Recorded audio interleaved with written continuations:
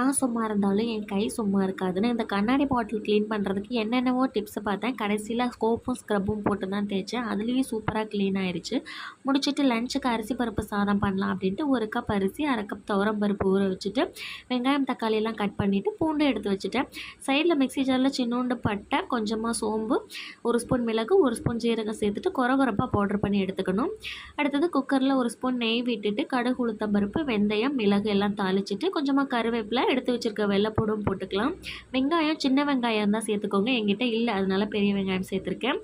கூடவே தக்காளி, நம்ம அரைச்சி வச்சுருக்க அந்த பவுடர், கொஞ்சமாக மஞ்சள் தூள் சேர்த்துட்டு நம்ம கழிஞ்சி வச்சுருக்கிற அரிசி பருப்பும் சேர்த்துட்டு தேவையான அளவு தண்ணி, கடைசியாக கொஞ்சம் கொத்தமல்லி எல்லாத்தையும் நல்லா கலந்துட்டு குக்கரை மூடி போட்டுட்டு விசில் வச்சிங்கன்னா ஒரு 3 விசில் வச்சு எடுத்தால் சூப்பராக நம்ம அரிசி பருப்பு சாதம் ரெடி ஆகிடும். கொஞ்சம் கூட குலையாது, நல்லா உதிரி உதிரியாக இருக்கும். 90s கிட்லேருந்து 2K கிட் வரைக்கும் எல்லாருக்குமே பிடிக்கிற இந்த ஹெல்த்தியான ஈஸியான ரெசிபியை சொல்லி கொடுத்ததுக்கு நம்ம அம்மாவுக்கும்